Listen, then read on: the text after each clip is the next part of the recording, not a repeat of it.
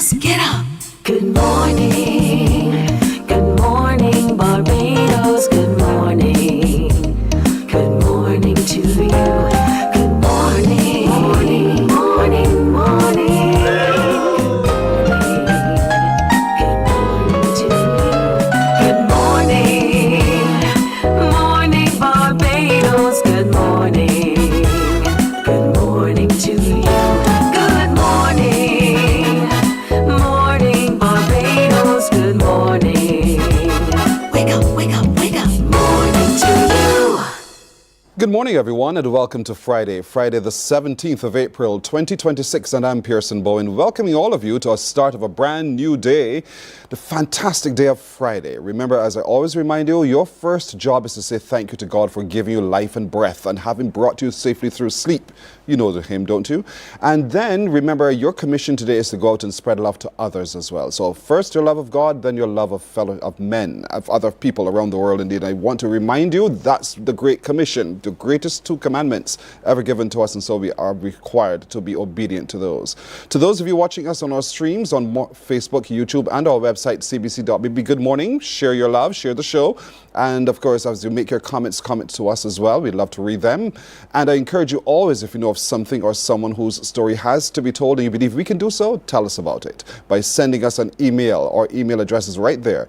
It's morninbarbados@cbc.bb. So thanks to all of you. How was your yesterday? What's your plan for today? How do you make the best of the weekend as well? Take some time to think about it, but spend time developing self. That's what I want to encourage you to do as well. A balance of life and rest, a balance of living and recreation. All of that is absolutely important. So spend your time wisely. Take care of yourself today, everybody. Coming up today, her tour of duty is now complete. Former Barbados ambassador to Cuba, Dr. Sharon Marshall, will join us. We want to hear about that tour of duty and just generally the lay of the land in Cuba and how Barbadians are faring there. She'll share with us that interesting journey in just a little while. Coming up today, we'll meet a man who from Christchurch Foundation School found his way in Brazil and found his way as a professional volleyballer. That's the story to tell, and so we want to hear from him, the journey and the lessons he's learned and what we can also learn from that passage for him as well. The Junior Road Tennis Tournament is at semi-final stage with finals looming. We want to hear what's happening, when it will all be, and how we can be a part of that as we take the journey with them too. Also today, the Barbados-Cuba relief picks up pace. We want to hear how else we can continue as a people supporting our brothers and sisters in Cuba. And before the show is done, we have outstanding athletes who are back from Carifta Games in Grenada. You will get to hear their story of their journey as well and the things, what it really means to them to have represented Barbados and to have done so very well. So there's a lot to look forward to, and I don't want to squander the time. So what I shall do here is take a break. When we come back, we get started with today's edition of Mornin Barbados. Morning, morning, morning. Good morning. Good morning to you. 98.1 The One, your number one party station. With an audience from 18 to 40, we keep you engaged, energized, and entertained. Choose 98.1 FM, The One.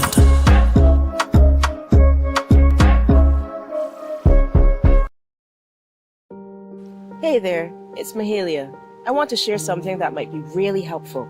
If you're feeling anxious, overwhelmed, depressed, or lonely and have no one to talk to, call Lifeline Barbados. We all face struggles at times in our lives. You're not alone. There's no need to feel ashamed or embarrassed. It's okay to reach out for support. Lifeline Barbados is completely confidential. No one else will know you called. They're there to offer a caring ear and guidance without judgment. And fellas, I want you to know asking for help is a true sign of strength. It takes real courage to reach out. You can also call Lifeline Barbados if you're worried about loved ones who are struggling and you need advice on how to support them. There's a saying, a problem shared is a problem halved, but not everyone has someone they can confide in. That's why Lifeline Barbados exists, to be there for you or someone you care about during tough times. Save this number. Lifeline Barbados is just a call away. Remember, you can reach out whenever you need to talk.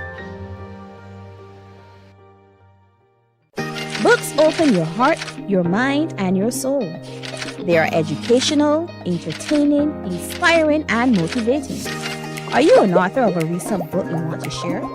Then Mornin Barbados would love to feature your book in our The Next Chapter segment. Send us an email to morninbarbados@cbc.bb. That's morning without the G.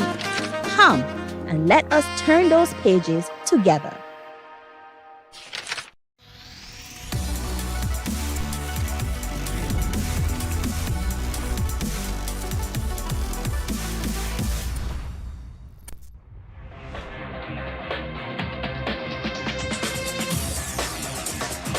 Week after week, Scold presents exciting reports and documentaries on the most varied topics of our time. Spectacular developments and innovations, lifestyle and trends of tomorrow, mobility and tourism, health news, highlights from art and culture. Each contribution grabs the viewer with extraordinary images and stories and takes him into fascinating worlds which he experiences here exclusively and up close. With Morning, morning. Good morning. Good morning to you. 6.5 minutes now after 6 o'clock as we start first with our national sport of road tennis. And as I hinted to you at the start of the show, we are down to semi-final stage in the junior road tennis tournament. And joining me is the president of the Road Tennis Association, Frederick Blunt. Mr. Blunt, good morning to you. Good morning. Good morning, Barbados. We started talking about this excited across the island tournament.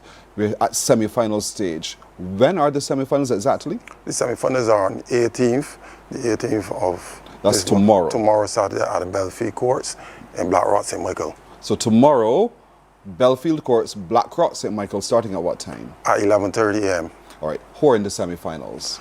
We have 12 semi-finals, so we have a number of categories. So in the 18 to 21 boys, we have Gian Amirs. He came second last year in the tournament. He'll be playing against Suavia Clark. Also in that area, we will also have in the 15 to 17 category, we have Jacoby Ellis. He'll be coming up against young Beckles. He's from the Barbados Youth Advanced Corps. And also we have semi-finals in the primary school girls, the primary school boys, and also the 18 to 21 girls as well. So there are about 5 categories in which there are semi-finals, and you really want us to come out to support this. How has the tournament been going though thus far? The tournament has been going tremendously well. It's been a success thanks to our sponsor, Silent Charitable Trust. We started in Bushall on the 11th, and we had a large crowd there. Parents came out to support. Then we moved to the Pine, and also we have the whole Pine community also came out and supported. Then we transitioned to the more rural parishes where we went into Mirna, St. Peter, and also had a large crowd because we had some participants from that area that also played in the tournament as well. And then on Sunday we moved to Orange Hill where that was the quarterfinal stages, and we had the support there as well, and the tennis is growing. So here we are now at the semi-final stage, Belfield playing field in Blackrock, tomorrow at 11:30 in the morning. And there are 5 semi-final categories, 5 semi-finals in 5 categories, and we all want you to show up as you would have already for the other tournaments. Now, when are the finals? The finals is on Sunday, and that will be at the Road Tennis Elite Academy, so that the old floor car park, like adjacently opposite the BCC. The BCC. So we'll be starting there at 12 o'clock. You sure you could handle the capacity of the number of people who are showing up for this? Yes, please. That's a very large area. And of course, parking is not just at your convenience, but you need to be cautious about how you park as well. We don't want you to block roads and so forth. But nonetheless, it is road tennis, the sport of road tennis is growing. And you're seeing the interest by the young people. I know that's part of the mission of the Road Tennis Association. Yes, sir. Because we look at it more than just road tennis, because we know we're having a number of issues with our young persons, and where we could assist and have them involved in positive activities. And there's nothing better than our indigenous sport of road tennis, and it has been growing tremendously well, especially over the last 5 years, and the popularity has grown as well. Especially, we have the Barbados Road Tennis Open, which is the premier competition, and a lot more persons are getting involved and want to have their children playing. So for this junior road tennis tournament, what are they playing for? Well, from a number of our sponsors, the main thing is trophies, and then we have vouchers from some of our sponsors as well. They're playing for that. And of course, bragging rights. Yes, bragging rights. Yes, please. In terms of the response by schools, you talked to me about having primary school people competing as well. How have schools been really receptive of the sport of road tennis? Yeah, a number of the schools have been very receptive, because what we have contact information from most of the PE teachers at both the secondary and the primary schools. So when we are having a competition, just get in contact with them, send them the registration links, and then the children get involved. And also we visit most of the schools in Barbados, both primary and secondary, to spread the word and assist where we can.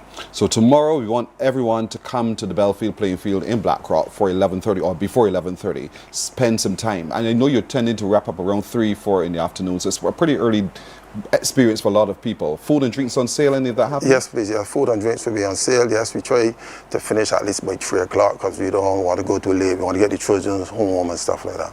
So tomorrow, semi-finals, then the finals are on Sunday in the old Flow Car Park. That's where it is, right near to the Barbados Community College is where we show up. Same time, 11:30? Yes, 11:30 to start for 12. On Sunday it starts at 12. So note that in your diary. And so you show up for that as well. And again, just a few hours, but we're looking for the outstanding winners in each of the categories, including the primary schools. And then beyond this tournament, the next activity you said is going to be another national one. Yes, beyond this tournament, then we have the Barbados Road Tennis Open that we starting sometime around the middle of August. So in that tournament, you find a lot of our, especially 15 to 17 and 18 to 21-year-old group, those persons transition to that tournament, because you know they are the future. Yeah. So if you're looking forward to real love, serving love, I see it on your shirt. Right. Love, serving love, and how many people will be sold and everything else. Then you need to show up for the semi-finals tomorrow, which are intending to be really quite dramatic. In the Belfield playing field in Blackrock, that's where you need to be for 11:30. Then on Sunday, we're going to the Flow Car Park near to the Barbados Community College for noon. That's where the final kicks off indeed. And so bragging rights, trophies, and other prizes as well. And so if your community is being represented, or if you know of someone from your community who is a part of the semi-finals and eventually hopefully into the finals, show up to give them your full support. And then listen out for the other upcoming tournaments, maybe around August or thereabouts, for the Barbados Road Tennis Association. Again, giving life to our indigenous sport, one of which I'm now a part. I tell you, I mean, I play more and more road tennis. I'm surprised at my knees being able to handle the crunch. But nonetheless, I think more and more people need to get again involved in our indigenous sport. It lifts the spirit, and it's good camaraderie as well.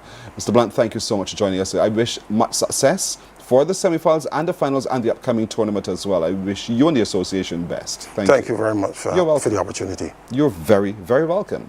Morning Barbados takes a break right here. We're coming back in just a moment.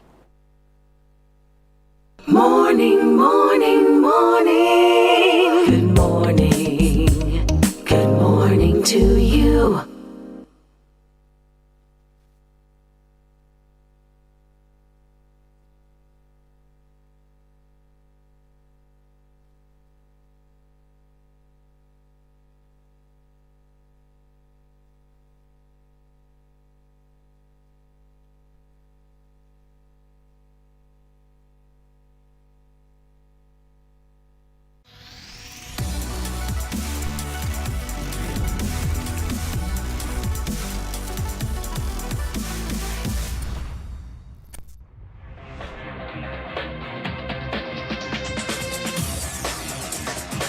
Week after week, Scold presents exciting reports and documentaries on the most varied topics of our time.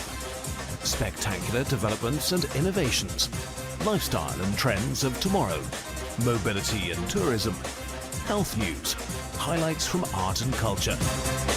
Each contribution grabs the viewer with extraordinary images and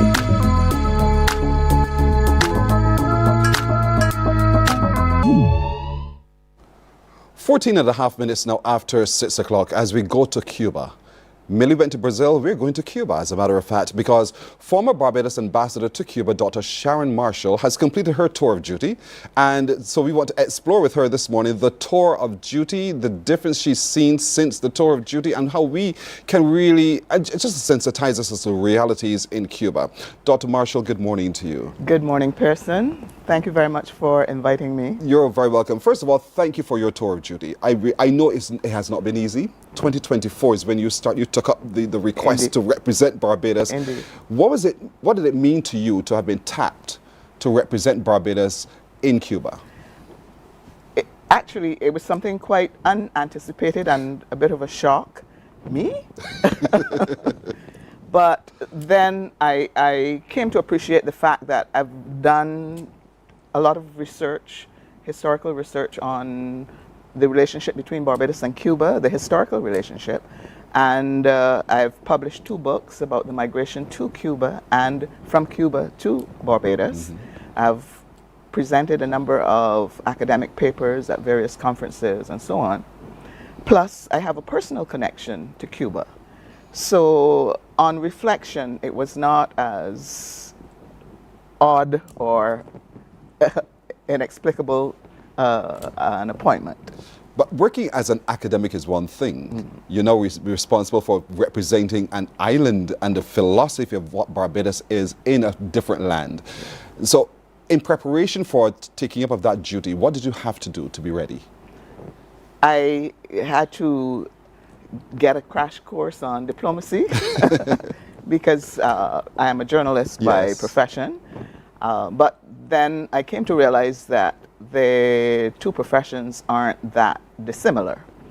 I had briefings from the Ministry of Foreign Affairs and from various government ministries and agencies about the status of the relationship between Barbados and Cuba and what the aspirations were in terms of the bilateral relations between the 2 countries. And so you set off on a flight from Barbados to Cuba. You landed there. And the weight of the land was only because this is now for real. Yes. Preparing is one thing, but this is now for real. Yes. What was the first feeling that you had when you landed in Cuba? I felt an awesome sense of responsibility because this is, as you said, the reality. And I recognized that I was taking up this appointment, as my good friend Gilbert Rowe said, as a descendant of Barbadians who went to Cuba. So the relationship with the descendant community there was very special to me. And I landed, I was met at the airport with all of the courtesies of an incoming diplomat. And that was the beginning of a relationship with the staff of the mission. And as a result of being in Cuba, my circle has been expanded, has been widened. I have not only relatives there, but friends and former colleagues with whom I'm still very much in contact and with whom I maintain a communication and about whom I am concerned, given the situation in the country. When you started, there was a different administration. The world was completely different. My letters of credence came from President Dame Sandra Mason, and I returned to Barbados. There's a new president. The whole geopolitical environment has just been turned on its head. So those 2 years saw a number of significant changes, both here at home and worldwide. Let's look at the changes in Cuba that you would have seen then, since your start of your tour of duty and as the changes began to unfold. What did you see? My first visit to Cuba was in 1989. And I've been there countless times since then. So I've seen Cuba at various stages of economic boom and economic decline. And the situation there is the worst that I have ever seen it. It really is dire. And I pray daily for a positive solution, a positive outcome of the current situation. Cuba, for me, has always been a land where you feel the vibe. There's music everywhere. There is something going on all the time, a very lively atmosphere. And I found from when I took up my appointment to now that things have quietened a bit, and there is not the same kind of vibrancy that I have seen and experienced previously. It's still there, but you have to find it. You have to look for it. Yeah. There's a bit of a losing of the spirit. Indeed. And we've always known Cubans to be resilient and full And indeed of spirit. they are. Indeed they are. I don't know how you could survive several days without electricity, without being able to cook, without having light, without having access to water, because the water pumps don't work when there's no electricity. So there's privation on a number of levels. The ability to have surgery, to go to school, to go to work, all of that has been negatively impacted. And that's the lay of the land now. Yes. But Cuba also still thrives in major ways. You talked about the boom. Yes. Let's look at the other side of Cuba for just a moment, because I don't want people to just see Cuba as this desperate land. Indeed. There are other pockets and huge pockets of success and brilliance. Let me tell you, the weekend before I came back, I went to a performance of the ballet Giselle. Wow. You know that the arts and culture are very much a part of the Cuban ethos, the spirit.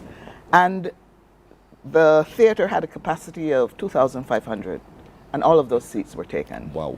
This was the same weekend where public transportation had been cut, and on the way there you could see people walking in their finest. They're going to the ballet.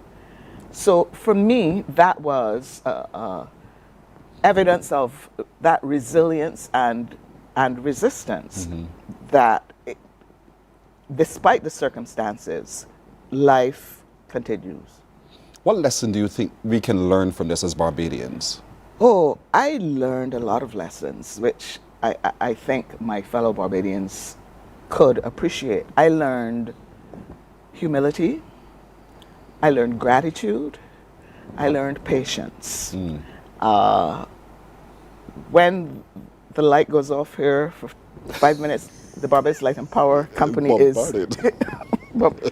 And I have sat for hours in a darkened office or at the residence waiting for the light to come back.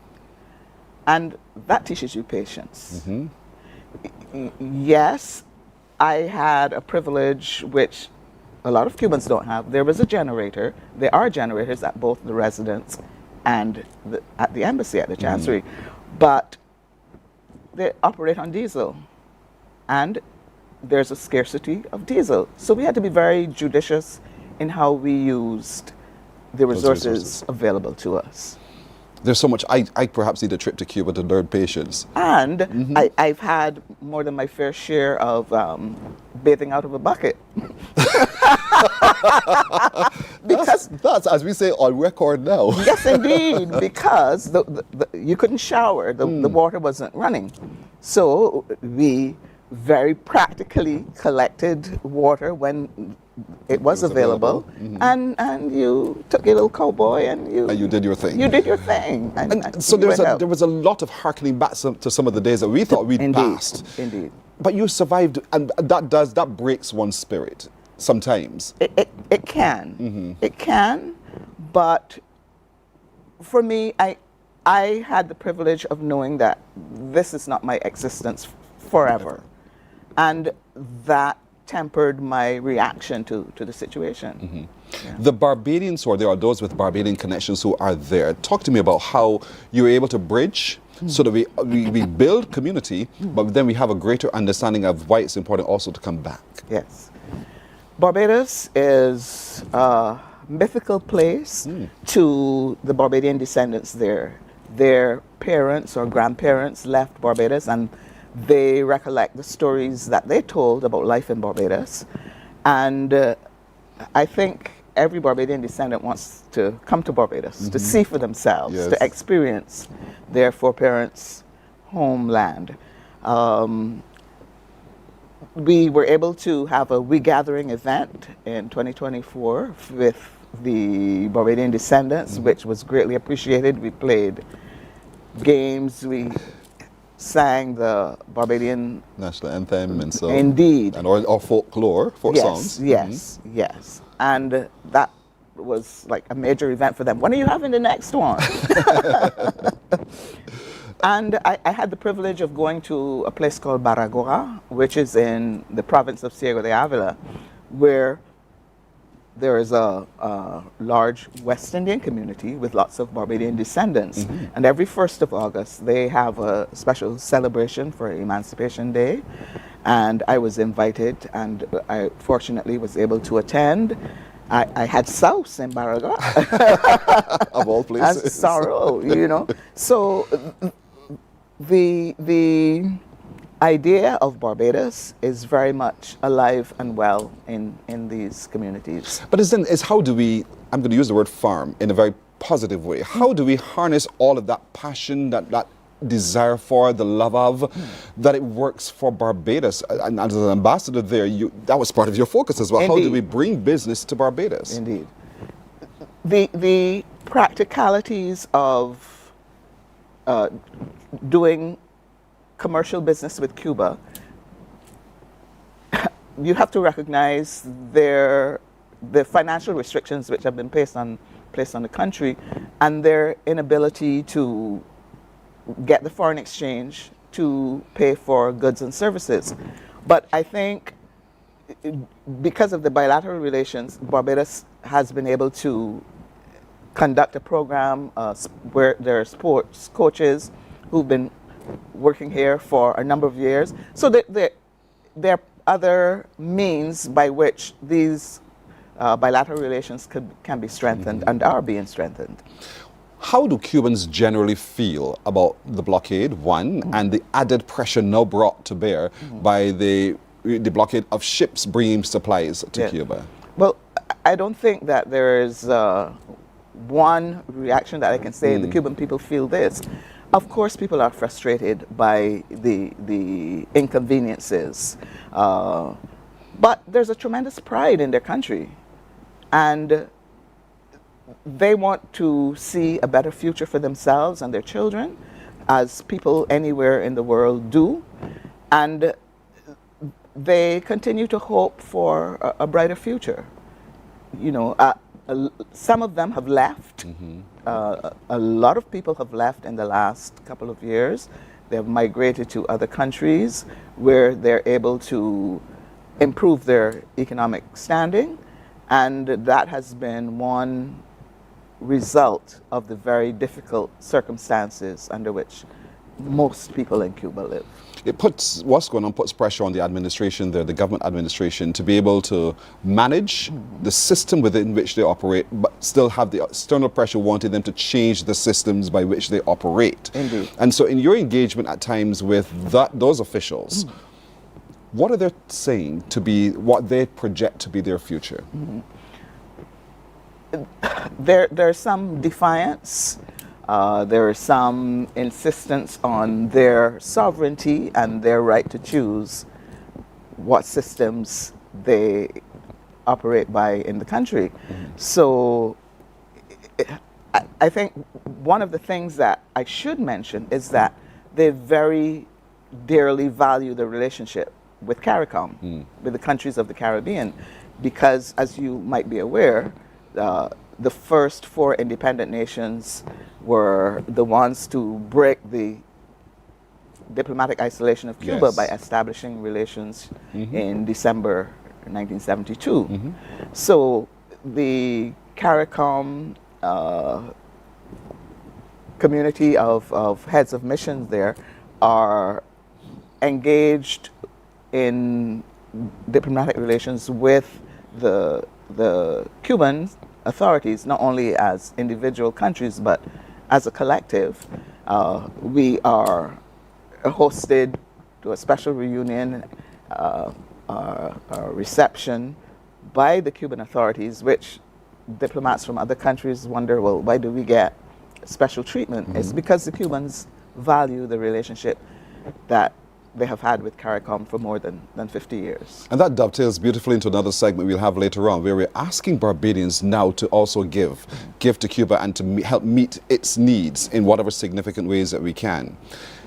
As a diplomat, you're required to be as confidential, and people are people. Yeah. I'm not asking you to tell me any details, but how was that though? Bearing that fact that you have to be so careful about what you say, where you go, the different things with whom you speak.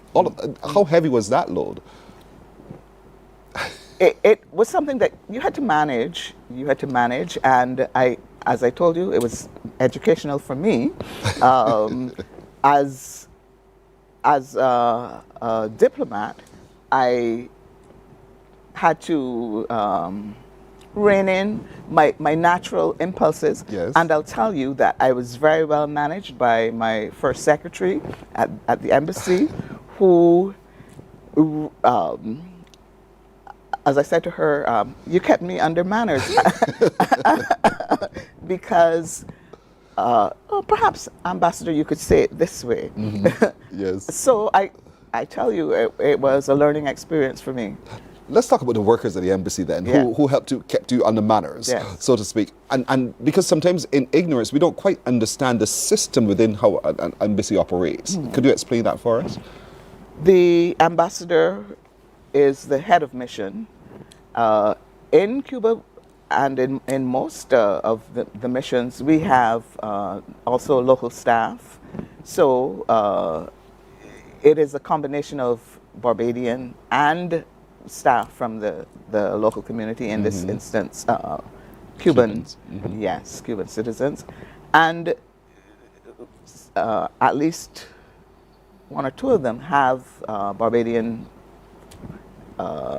foreparents, yeah? So it was a blend of knowledge about the local community, being married to what the government of Barbados hopes to achieve in its relations with Cuba. And apart from the bilateral relations, I mentioned CARICOM, but there are also a number of countries represented by ambassadors in Cuba who are also accredited to Barbados. So by virtue of that fact, we had to maintain good relations with those countries as well. Yeah, so you never felt alone. You never really felt alone. No. And our CARICOM caucus, I had the privilege of serving as chair of the caucus of heads of mission during my tenure, and we had the responsibility of planning the activities to mark Africa CARICOM Day.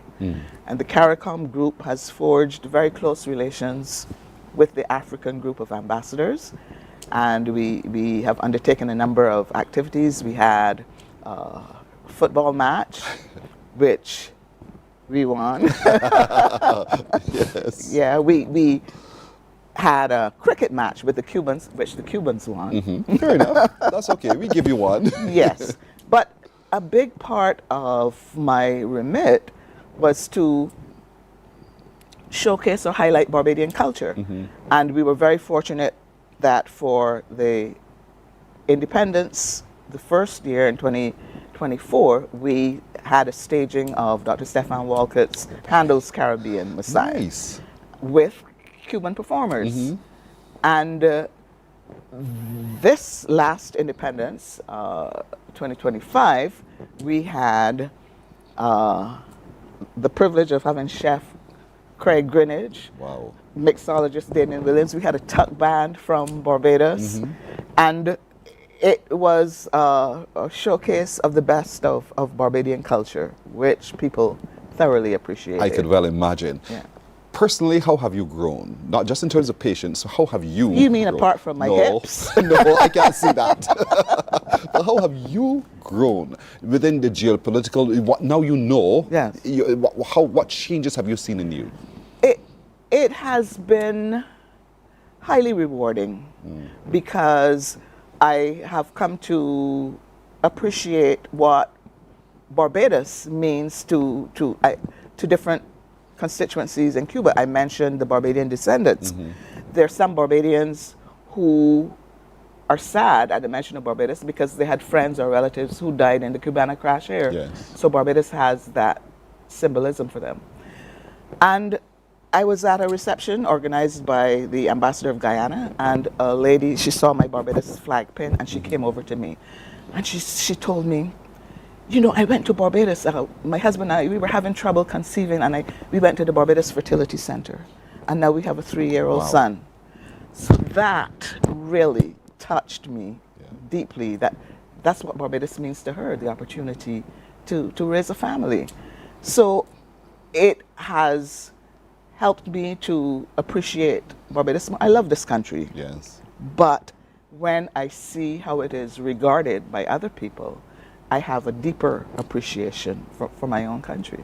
There's a book coming. There's a book coming. I can feel it already. But, you know, it's been such an honor having you sit with us. But most of all, again, your tour of duty means a lot to us. And me personally, because I know you. This is not someone who you've read in the news about. This is someone who I know. And to know that you've successfully navigated it and that you were able to not just bring a bit of Cuba to us, but you brought a lot of us to Cuba as well. And long may that be a part of the experience for those who are living in Cuba. The experience is not very pretty right now, but later on we'll tell you about how you can stand up and help. And I know that you will join in that appeal as well to Barbadians to give and give to our brothers and sisters in Cuba. Who have given to us in so many different ways. Indeed so. Yeah. Dr. Sharon Marshall, thank you so much for sitting with us today. Pearson, thank you for this opportunity. Have a great weekend. You too. I know your weekend is special because you have a tea party coming Indeed, up tomorrow. tomorrow on the grounds of the Defence Force Indeed. I want to encourage you to give support to that as well, hosted by the St. Matthias Anglican Church. Morning Barbados takes a break right here. We're coming back with more in a moment.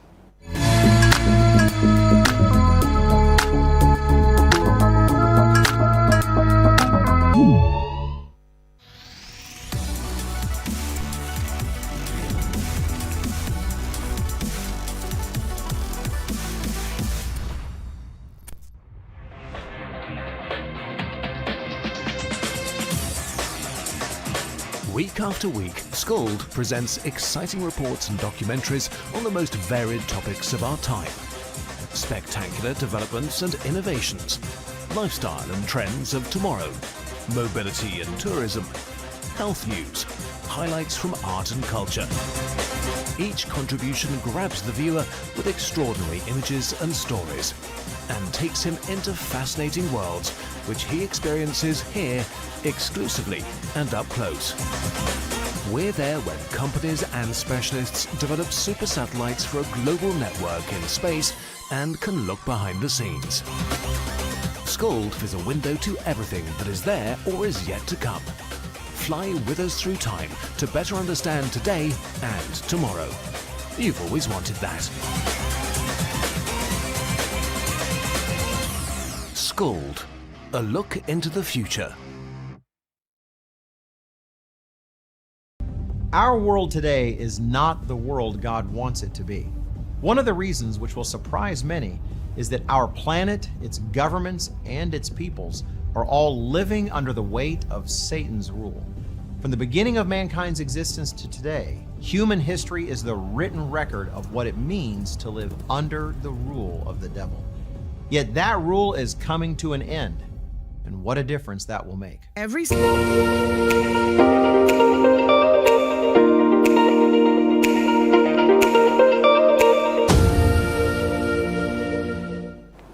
From the Christchurch Foundation School to Brazil and to being a professional is the journey thus far of Roger Aline. He's joining us right now as we talk a little bit more about what that journey has meant to him and what he's been doing really. Roger, good morning to you.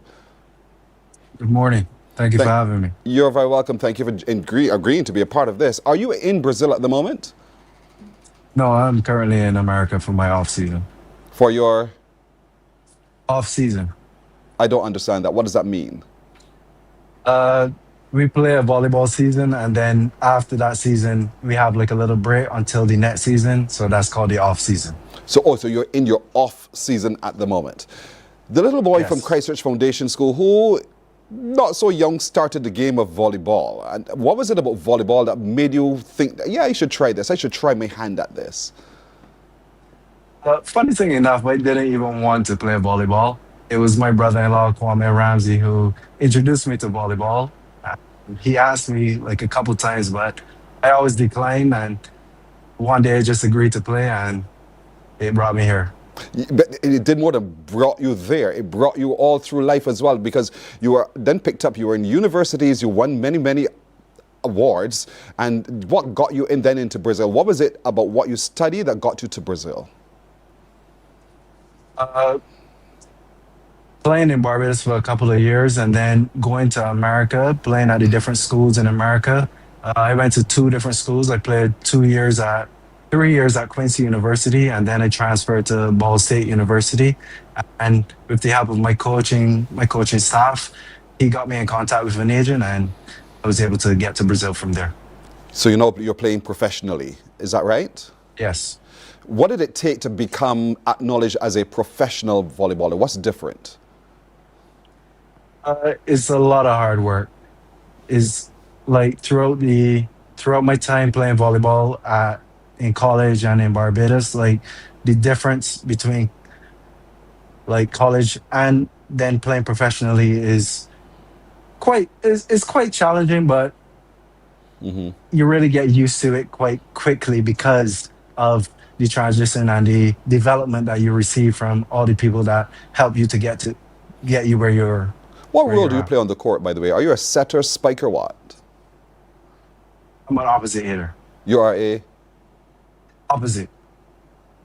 Okay. And Spiker. so there you are now having the opportunity of your lifetime playing with a professional Super Liga A team. Talk to me about, and these are people who you have grown up watching play and they're professional in their own right as well. What did that mean to you to be among them now and playing with them? It's always an honor. Like, I feel incredibly blessed, and I obviously want to beat them. So is that my competitive nature allows me to play against them and not be nervous. Because this is like what I've always been dreaming of doing. So being able to do that is quite a blessing. That's fantastic. And there we are. We're watching some pictures on the screen of you in competition with. And so what are some of the successes that you've had so far playing with this team? Being able to compete and do well in the different games. Like, obviously, when we play against the Olympians, we weren't able to come out with the win, but being able to have like a competitive game and being able to show what we're capable of is always a good opportunity. And so when you look back on yourself and your career so far, and you thought of this little boy from foundation school, and you see other little boys having the same kind of passion and the dreams like you, what advice would you want to give to them in terms of staying the course? To always stay motivated, to always stay determined to your goals.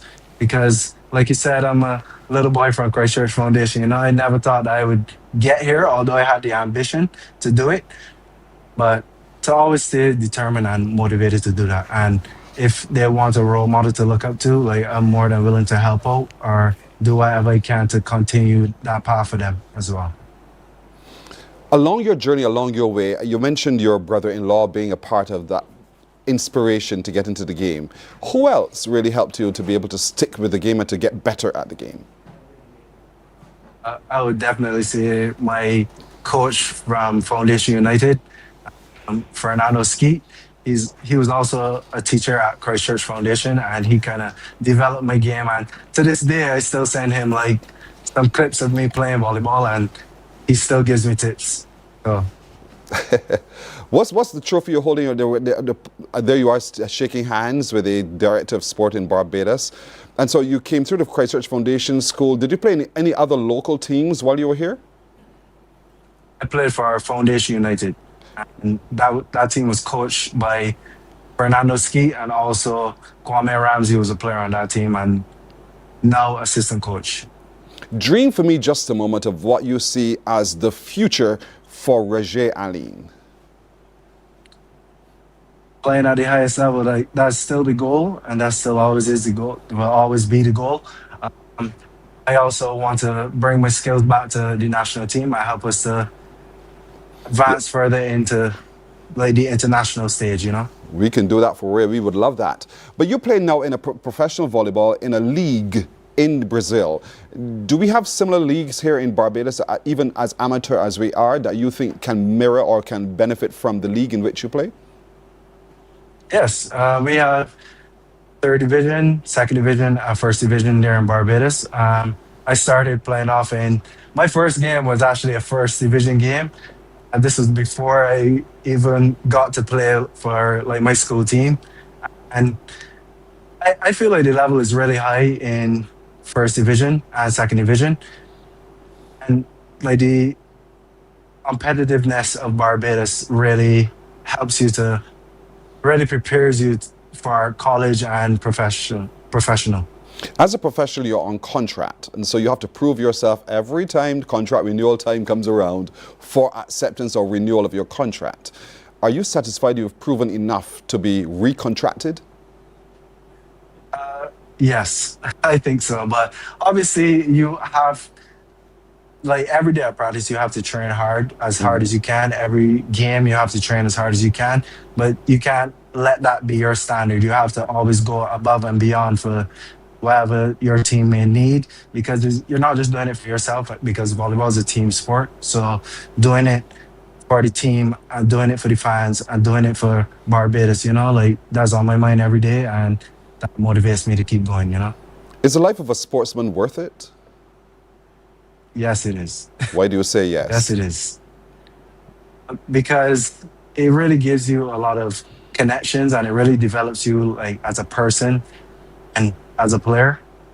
And it really helps you to build on what you need to build on, Mm-hmm. Is a professional volleyballer, is this his primary profession, or do you have any other means of income, so to speak? No, volleyball is my primary profession. But your profession is just an injury away, heaven forbid. But that can change the whole pattern. So what do you do to ensure that you stay not just injury free, but fit and able to continue in the profession that you have? Being able to take care of your body is a top priority for almost all athletes, I should say. And being able to train and have the accessibility to do that really helped you in the long run. Also, I graduated with my degree in computer information systems. So if I, God forbid, get an injury, I'll be able to fall back on that and find a job in the technology industry. Your mother would be happy to hear you say that, for sure. Because mothers tend to have this thing that sports is just so short-lived. What else would you want to do? But you're saying, hey, I have my backup plan. I have a plan, in other words. But for the moment, there you are. And who's this you're with? This is my mother. This is her. And so she no doubt is your biggest supporter, but she also wants to know that you are safe in the world, as most mothers would want for their children indeed. And so what's that? How would you describe the relationship with your mother? We are very close. We talk every day, even sometimes when I don't want to talk. She was there for my senior night, for my last home game in America, and that was really a blessing to have her there, because she hasn't seen me play in like 4 years since I left Barbados, to play in America. So being able to have her there and to support me throughout my journey has really been a blessing. And you're living a dream. You're really living a dream. And so I really want to commend you on living the dream and living it so well, to the point where people see you and they really want you, because of your talent and your skills and your overall personality, to be a part of their team as well.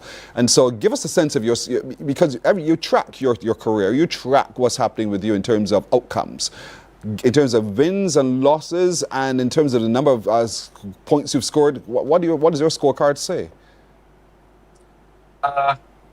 I would definitely say more wins than losses, and I don't know how many points, because like in a volleyball game, the points differ so dramatically. Like one game you can have 5 points, the next game you can have 40 points, So in terms of points, I have no idea. Wow. Well, you have an idea now. You're doing well. You're doing very well, as a matter of fact. And so we commend you from Barbados for all that you're doing. Do you get a chance to have conversations about where you're from while playing in Brazil? Yes, all the time. What are some of the questions they ask? Like where Barbados is. Like how is the culture there? Like what are the culture differences? And to be honest,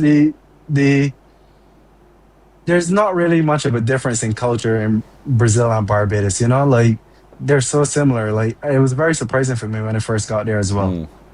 What are the similarities that you see in terms of not just carnival? What other similarities do you see?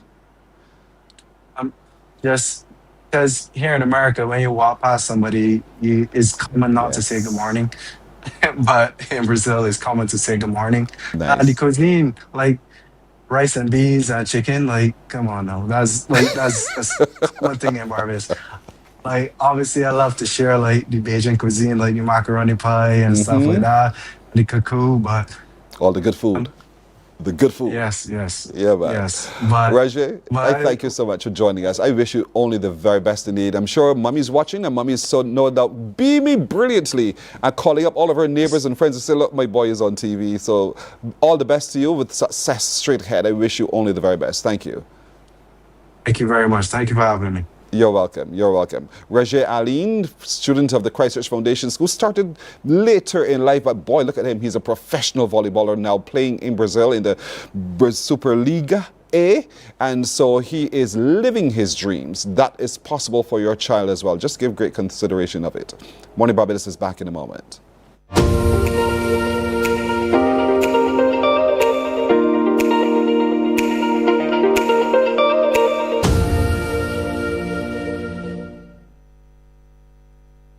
Our world today is not the world God wants it to be.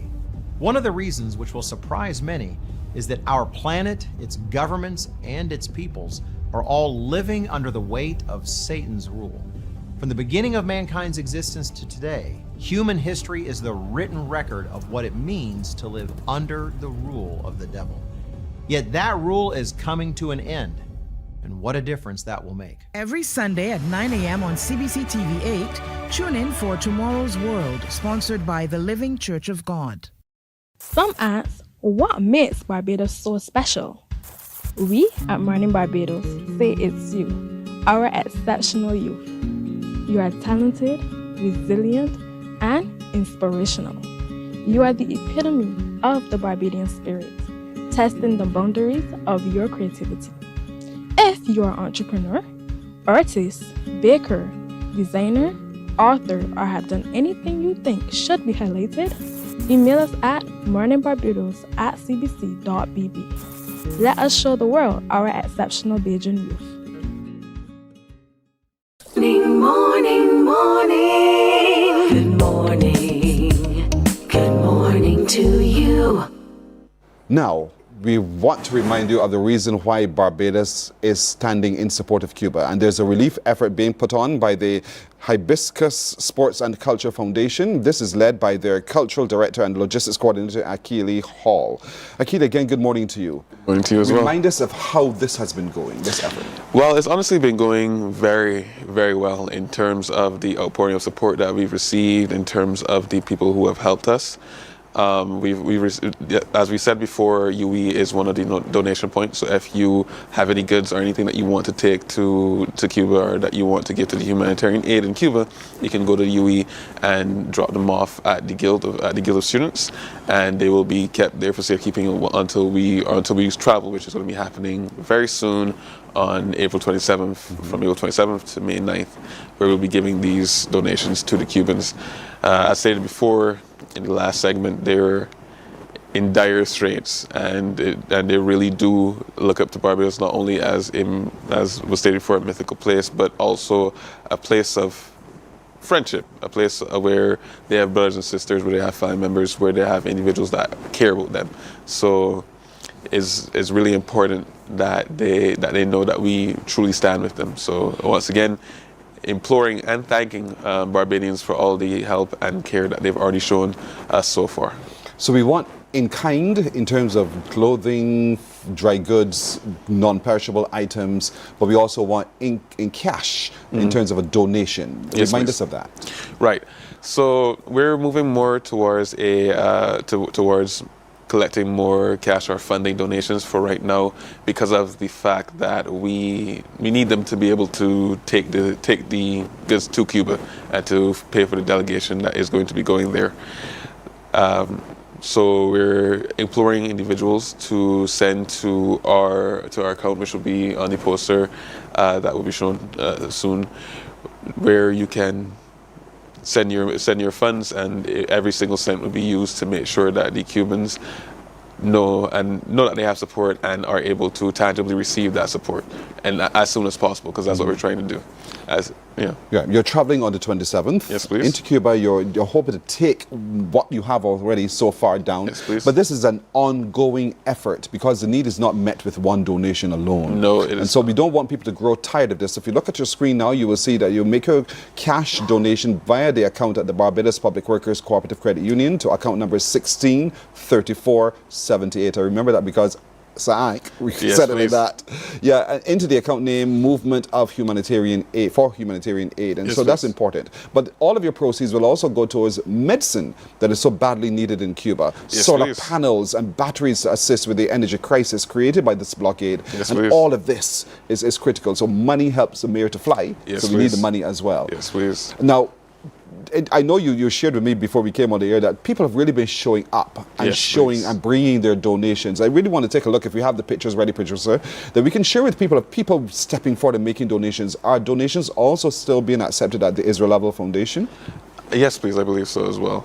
But that was mostly just for that collection day. So you can check us at either the Instagram that would have been on the poster or at our email for more information on that in terms of where is that you can go as well. In addition to that, we also have a list of people that we want to thank. There's Dr. Ian Craig from UE, who has been helping a lot and also been trying to make sure that this humanitarian aid project goes off as well as possible. There's also Mr. Colin Smith, who would have helped as well in terms of making donations. Alicia, who would have helped as well, and obviously everybody else that would have donated, everybody else that would have given. These are just the names that are coming to the top of my head right now. We've seen such a good outpouring of support and such a love for our fellow people as it relates to CARICOM and Cuba, and with the season of emancipation that just happened and the Just launched. and the first conversation that we had there in terms of the reparations conversation. I think it's really important now more than ever to show imperial powers and people who try to hold other countries down that whenever that happens, they have support, they have help, and they have love. And if we are not our brothers' keepers, as a traditional nation as we are, then who is going to be? And right now, our brother, like I've said before, and as has been said from the ambassador that was just here, our brothers and sisters do in fact need our help, but they're strong, they're resilient. They're still going about daily life, they're still having fun, they're still doing things that matter to them. And that is a strength that we in Barbados have been lucky enough to not have to produce, but is such a boon, such a blessing for the Cuban people to have, and something that we need to reward with our help and continued assistance. All right, so the need is great. That need is also for dignity products. The female folk needs those dignity products, and so you bring them. You make your donation to the Student Guild, yes, please, on the campus of the University of the West Indies at Cave Hill, and there's a vast Cuban society in Barbados. A number of organizations are working in this effort as well. Yes, please. There's the Sixth Right movement, which would be what was led by Cy Clark. There is Lalu Hanneman and his organization, which is going to be having a court case on May 5th. Okay. In terms of we can't talk much about that. Yes, please. But here we are seeing people making David donations. Denny at AgriFest. This was given as an in-kind donation by the Barbados Agricultural Society. So thank you again also to James Paul for making that liaison for us. And the list goes on and on. The CAAP, who recently allowed us to just say some words at one of their recent press conferences. Thank you again to Suad and Mohammed. There's been such a large amount of support that it's really been beautiful to see. So Barbadians is down to the individual as well. So businesses and companies, yes, your donations are very, very welcome in cash and also in kind. So manufacturers, distributors, you can give bulk donations as well. You can contact Akili Hall. Yes, please. And we can find you how again? You can find us either on Instagram at hibiscus_foundation 246 or Barbados Cuban Relief Initiative. which is with an underscore between every word on Instagram, or you can email me directly at hibiscusfoundation246.1@gmail.com. Right. And we'll be happy to update you with any information necessary. And again, just thank you to everybody for the support. Everyone says thank you as well, and you're welcome. So don't forget the account number is with the Barbados Public Workers Cooperative Credit Union. It's 163478. 163478. That's the account number. Yes, please. Make your cash donations there. We're really excited about how you can help, because the need is great, and as Barbadians we should give back. It's the right thing to do. Cuba has given significantly to us. Let's give now significantly to Cuba, our brothers and sisters there. Thank you, Akili, as always, and I wish you and the team effort and a safe flight. And of course, you will let us know the lay of the land you meet when you hit Cuba, okay? Of course, of course. All right. Morning Barbados takes a break right here. We're coming back with more in a moment. Morning, morning, morning. Good morning. Good morning to you. From the beautiful shores of the gem of the Caribbean, Barbados, home of the amazing Harrison's Cave, the tantalizing Oystins Bay Garden, our historic garrison, the indigenous road tennis, and the friendliest people in the world. We are 94.7 FM, the ultimate Bajan experience. There is a saying, you can find a Bajan anywhere. Are you a Bajan living abroad? Or do you know of one who has migrated to another country? Well, we at Mornin Barbados would love to have you or them on our Bajan Afar segment.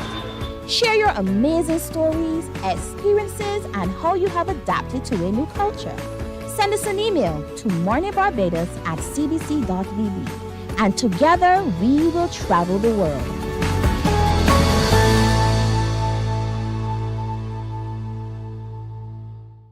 God will not give you a job. God will not call you to do something and then not give you the capacity to have it, to make it happen. He will give you the resources. He'll give you the people. Not only will He equip you with ideas, but He will equip you with favor, as He did Nehemiah. Morning, morning, morning. Good morning. Good morning to you. A look at the news now. A serious concern from health advocates that childhood obesity has risen from 33% to 42% over a 10-year period. This troubling trend has triggered a call from health authorities for government to move urgently and deliberately to tackle the issue, which could cut the lifespan of the nation's youth. One drastic move the Barbados Childhood Obesity Prevention Coalition wants government to make is to legislate the school nutrition policy with alacrity. The call was made during a coalition media conference. Chair of the Barbados Childhood Obesity Prevention Coalition, Nicole Foster, says the coalition is pushing for legislation to make the school nutrition policy enforceable. The head of the Law and Health Research Unit, University of the West Indies Cave Hill campus, says the coalition is also reiterating the call for the implementation of the already approved vending bill of 2021. That start with the designated zone areas outside of our schools, so we can have that buffer zone that allows our children to really be protected and the school nutrition policy to operate in the way in which it should. And Ms. Foster says the coalition also wants to work with authorities to ensure the National Breakfast Program is in compliance and alignment with the school nutrition policy. Both in content of meals as well as implementation of these programs, and let us all just commit to doing better. And in this context, we will continue to work closely with the ministries of health and wellness and educational transformation. According to the World Health Organization, between 2012 and 2022, Barbados's childhood obesity rate increased from 33% to 42%. Senior lecturer George Allen Chronic Disease Research Center, Dr. Madhuvanti Murphy, is insisting the statistics are showing authorities must act now. Obviously, the prevalence has increased in childhood overweight and obesity, and this is for children between the ages of 5 and 19. One thing I should add to that is if we keep on this trajectory, which I had mentioned, is not just about, this is not about individual failure. This sort of trend shows that this is a systemic issue. And what we will have is these younger generations will have shorter life expectancies than their parents. That's where we're at right now. So we need to address this before we get to a point where, you know, we have young people dying in their 40s and 50s. As it continues its advocacy work to help arrest the childhood obesity dilemma, civil society is prepared to work with vendors to prepare them for the shift to special vending zones around the schools where they can play their trade and policy compliance can be regulated. The coalition is also promising to advocate heavily for proposals to make healthy foods more affordable. Onesta Henry, CBC News. The high incidence of non-communicable diseases among Barbadians is causing a significant surge in insurance claims. Highly experienced insurance and financial services professional Tyrone Lowe told CBC News that the surge is impacting the industry in a major way. While unable to provide statistics at the time of the interview, Mr. Lowe said insurance companies are crying out about how health insurance claims have been increasing. Whether it's cancer, whether it's hypertension, whether it's kidney disease, diabetes, there have been seeing increasing costs of claims. And they're also seeing high death rates from DCM NCDs. So what will happen then is that the logical balance of that is that they will increase their premium. Notes that the increase in insurance premiums in recent years is the industry's response to the surge in health insurance claims. You're seeing increasing insurance premiums. So the industry has been impacted. There needs to be a way for the industry and maybe the government to have some compromise on how we can make it better for the benefit of the client. But NCD is definitely impacting the insurance. Barbados is ramping up its hurricane preparedness efforts ahead of the start of the Atlantic hurricane season in June. Officials say the country is ready in an advanced stage of readiness with a series of emergency management advisory meetings bringing together key ministries and agencies.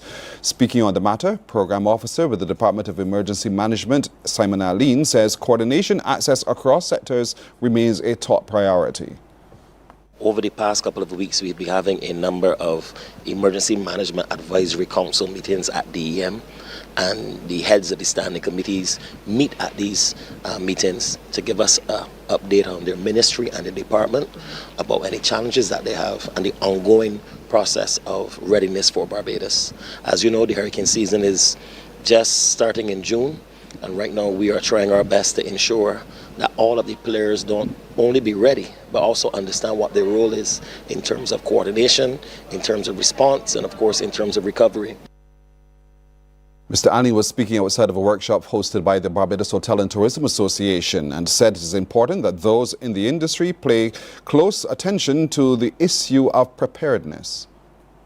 We do know that after the impact of Hurricane Beryl, that our fisheries sector was majorly hit, as well as the tourism sector to some degree, some of the coastal hotels. So even today, by being here at this workshop, every year the BHTA and its partners have an emergency preparedness workshop to make sure that everyone in the sectors are ready. I think that what is being considered more would be accommodations such as the Airbnb. And there's also an Airbnb association here in Barbados. So it's very important that our hoteliers, whether they're small or medium hotels, take readiness seriously. Chief Executive Officer of the Barbados Agricultural Society, James Paul, is urging pig farmers across the island to tighten security on their farms, noting that simple oversights could lead to devastating losses. He says it's among issues that will be addressed this weekend at a major meeting that will bring pork producers together to address, among other things, farm safety, animal health and disease prevention. One of the challenges that we find in the industry really is that it is what you see that don't hurt you. And we are trying to work with our farmers in order to upgrade the environment in which they're actually raising those animals to make sure it is more biosecure. As a matter of fact, one of the things that we are actually pushing, this whole thing of where you've had frequent visitors to farms and, and people just coming on farms, we are saying that yes, that could happen, But one of the issues that you have to look at sometimes is that you have actually adequate safeguards, security safeguards, that ensures that those persons who are actually coming on farms are not unwittingly bringing on things which certainly can do those animals great harm. Well, the warning comes amid concerns that poor practices could lead to slow animal growth or worse, death. And Mr. Paul says the goal is to protect the future of the industry by enforcing better standards. Some people, for instance, move from one farm to another. And that in itself is a problem, because what happens is that sometimes what diseases that might be on a particular farm, you are actually unconsciously spreading to another farm. So it is issues like these and of course the biosecurity measures which each farmer needs to adopt in order to ensure that they are not, subjecting their animals to any health stresses that they need not do so. Well, that meeting takes place tomorrow, Saturday at 10 o'clock at the Barbados Pig Farmers Association. To sports now, Barbados will battle host Trinidad and Tobago this evening in a virtual final as the two unbeaten teams clash in the Jean-Pierre Caribbean Youth Netball Tournament for the title. Playing at the UE Spec last evening in their penultimate game, Barbados defeated St. Lucia 36-27 after leading 19-13 at halftime. Look at the highlights. St. Lucia now. Shallery is there, and that pass over the top is one that she looks for constantly. Clever little pass, but she was alive to it and made the stop. This time she can't prevent it, as that one was fired in towards Wallace. It comes all the way back to Roach, who sets it up nicely here for Gibson. And she shoots it in. St. Lucia have to be very careful here. They need to defend well, but the way Gibson's shooting, it doesn't matter where she's shooting from. Trinidad and Tobago must get a win tonight against Antigua and Barbuda. Gibson on the end of some brilliant passing by Barbados. Oh, lovely play, and here is Gibson to score. Here comes Emmeline into Shallery. How did she catch that? And she scores. This tournament and Barbados. Gibson, who has been the player of this match. Chance here for her. And hers goal is possibly the last one of this game. And there it is. Victory for Barbados. Well, that Barbados-Trinidad and Tobago game is at 6 o'clock this evening. That's a look at news and sports. More news and sports here on TV8 coming up at 12 noon. Morning Barbados is back with the champions right after this. Morning, morning, morning. Good morning. Good morning to you. God will not give you a job. God will not call you to do something and then not give you the capacity to have it, to make it happen. He will give you the resources, he'll give you the people. Not only will he equip you with ideas, but he will equip you with favor, as he did Nehemiah. Turn on the latest episode of Infinite Possibilities, only on CBC TV8, every Sunday at 1:30 p.m., sponsored by Covenant Life Teaching Center. Welcome to Nature's Discount, the ultimate health food store. At Nature's Discount, we have thousands of quality products at great prices. Hi guys, Dottie here with Nature's Discount, and today we are talking about Solar Ray Microbiome Probiotics and why you should be taking them. And we have well over 3,000 amazing products to help you get healthy. For your health tips, tune in to CBC TV8 every Monday, Tuesday, and Thursday for Nature's Discount, sponsored by Get Healthy Incorporated. 98.1 The One, your number one. Morning, morning, morning. Good morning. Good morning to you. The tally from last year, so I'm hoping that we will improve. I don't want to give an exact number, just an improvement, and I'm just hoping that all the athletes go out there, give up their best on the day, because anything can happen. So as long as they have given of their best on the day, we are going to be quite satisfied with that. In terms of That was at the airport before they set off for Grenada to represent us at Carifta Games this year over the Easter weekend. That's Desiree Gamble. She's the head coach who led that team of brilliant young people to bring joy to Barbados. And so Desiree is with us right now. Desiree, good morning to you. Good morning. Listen, I was saying to you before we came on the air how proud Barbados has been of the performance of our team, our track and field team at Carifta this game. Did you feel that the same way?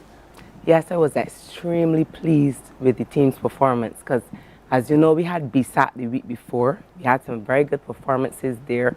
By the end of the day, we were rivaling. So it was schools rivaling, but then to see us come together as a unit with that shared purpose, with the goal of increasing our medal tally from last year, I was extremely pleased. And that you did, you increased it. And see, but you were the head coach, am I right? Yes, you're correct. And so, and for the first time, female leading the team as well. What did that mean to, how heavy was that burden knowing that fact? It was actually the second time because Dr. Kettle led the team, I think, back in 1992. June, yes. Yeah, so it was actually the second time. But as I've said before, at first I felt a little intimidated, but I had such a good management team with a lot of experienced former head coaches on that team. So it made the job a lot easier for me. Strategizing. When did strategy start, that planning meeting? We started to strategize. I think we were announced this Sunday. And by the Monday, Tuesday, we started to come together, look at past performances, look at the current season's best, all the personal best performances. So we had an idea of where we would have been going into Carifta. And we were quite confident that we would increase that medal tally from last year. Not just with what we had, but you were looking at the regional teams as well? Yes, we were, but we maintained our focus though on the Barbados team and our strengths because we knew that we had a good team going into Grenada this year. Keeping Everyone together and focused on the prize, that we are going to increase our medal standing and that we will just amaze everyone. And I'm talking about a team of athletes. You had enough athletes with you, 60 or so. 63. There you go. A large number. Large. So how was that for you, managing all of that with you, everybody bursting with their own ideas and thoughts? Well, as I said again, it was easy because we had a very good management team. So everyone chipped in. We had our team meetings where all the other coaches were able to give their input. So bringing them together, it wasn't very hard. You yourself have competed at Carifta representing Barbados. You yourself was an outstanding athlete representing Barbados as well. Did you have opportunity to share those kinds of stories about what to expect and how to conduct oneself and so forth? The story that I shared my first Carifta Games because we had a lot of new-timers, first-timers on the team, and you know it would come with a lot of nerves. And the important thing for them to know is we're not just saying to rest, we're not just saying to eat, but I experienced that. Where I walked all over the place, I didn't eat. And then by the time competition came... You were starving. I underperformed significantly. Yeah. So I was able to share that with them in terms of staying focused, that we are at Carifta. Yes, you want to enjoy yourself, but we have a task. We have a goal ahead of us. Where were you on the final day? On the very final day with the very final race, where were you in that whole stadium and what were you thinking? I was actually down by the triple jump area because our under-20 boy, he had just gained the bronze medal in the triple jump.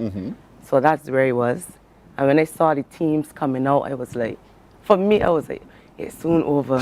Carifta Games is soon over. But when I saw that 4x4 relay, from the girls, from the under-20 girls, and then going into the under-20 boys, the feeling I was overwhelmed. Wow. I was so happy. Did you shed a tear? A little something, but it was more of relief that everything was over and it ended in such a magnificent way. It did. Our under-20s performed very well. What about our lower divisions in terms of development now? What did you see as the potentials coming out of the under-17s? So although they did not shine, but that was expected because we really carry them for developmental purposes. So now that they have experienced Carifta Games, we expect that next year they will come back a lot stronger and we should see a lot of good things in the future. A lot of work went in Barbados prior, though, in terms of there was I call it a developmental program that was held here. How did that developmental program really help our athletes to perform as well as they did over BSAC and into the Carifta Games? The major difference with that developmental program was the access to physiotherapy. So they were able, before BSAC and coming into Carifta, they had maintenance where they would usually get the massages, and then if they were injured, they were able to be seen by physiotherapists. So to me, that was a major difference when it came to that junior program. And also the fact that we were able to bring together the relay teams before BSAC and before Carifta, because you know we had a really small window where we really did not have any opportunity to do anything. So all the preparation that we had before, we definitely saw it there at Carifta. Wow, so we struck ourselves now a good plan that we can implement next time around and do better with. Definitely, we can only get better from here. We can only get better from here. When you return to Barbados, the plane touched down, and you went through all the processes inside your airport, your passport stamped, welcome back to Barbados, you picked your bags up, and then the doors opened. What did you see and what did you feel? I was extremely surprised, but then I realized how well we had done and how proud Barbados was of us. And in that moment, I was like, yeah, this all comes together. Desiree, I'm trembling right now with excitement because I feel as if it was just yesterday, because I'm still, as we old people say, smarting from the excitement about what you guys brought to us as a people, how you lifted our spirit through BSAC into Carifta Games as well, and showed the rest of the world that we are equally competent. I am sure that conversations were held by coaches all over the place. Suddenly eyes popped. What did Barbados do differently for Barbados to perform so well this time around? Were you hearing those kinds of conversations around in the grounds at all? Yes, because people were surprised. When I was in the stands, they were like, Jamaica definitely got this. They can win. Especially when you saw the final handover and the Jamaicans were in front. And then when Barbados started to surge forward, it was like, so even some of my Jamaican coaches and other coaches was like, what happened in here? Yes. I said, what happened if we winning? And they started to scream. So we definitely made people notice. Record breaking. Yes. Record breaking, because there were some records broken by us. And so talk to me about that and what that means for your team as well, in terms of what else we can do to get better. Now we hold a record. How can we better that record? Are those kinds of discussions ongoing? Yes, well, we're definitely now looking forward to World Juniors, and we're looking to keep that team together. Obviously, you've only seen 4 of the youngsters running, but we actually have 6 very good 400-meter runners. So we're looking forward to doing good things. This year was a different year where you had 6 boys qualify for that 400 meters for Carifta. So we knew that we had a good How then do you team. choose? How do you choose 6 and you have to choose 4? Well, it came down to junior nationals. So obviously the first 2, they were selected to run in the open 400 meters at the Carifta Games. And then we chose the next best 4. So we knew that we had a strong team going into the Carifta Games. How do you, is there a star athlete for you, or one that you thought, it didn't surprise you because you knew their capacity and their abilities. Is there one you thought, I'm so proud of your development so far in the game? Well, I know everybody, they've been focused on the track, on the 4x400 meter runners, but one of the standout performances for me would have to be in the under 20 boys shot put. And we also had a gold medal in the under 17 boys shot put. And why this is significant and important to me is Barbados, we have not won a gold medal in the under 17 boys shot put since 1991, so some 35 years ago, and then in the under 20 boys since 1986. So for both of them to come and medal this year at Carifta, so you know a lot of the Bajan public, they haven't seen them because they're in the field, but there were 2 significant performances. So by Jaden Walcott and then Kamal Armstrong in the under 17 boys. So what are we doing then to rising stars? Yeah, rising stars indeed. And so what are we doing to develop our field athletes and get them also better to do more? In the junior development program, they have been exposed to Mr. Armstrong. He is the throwers coach, and then myself, I've been dealing with jumpers, but we still need a lot of facilities. So in terms of javelin, we used to dominate javelin at the Carifta Games, but right now they're only able to throw from the grass, and that hinders their performances. And then when we look at something like high jump, back in the past we had a lot of high jump beds at a lot of the schools, but you know the cost of high jump beds, that isn't possible anymore. So then we only really get to use UE. So as long as we have more facilities, we should start to dominate the field events again. I know government is passionate about this, so more facilities are coming your way. Yes, so it's exciting. Definitely. It's really exciting. And so the Amateur Athletics Association of Barbados, I know that they've given the full support behind the team heading out there. They see all the potential and the possibilities as well. When you sat there, I asked you, are you recovered yet? And you said to me, not yet. I'm still tired.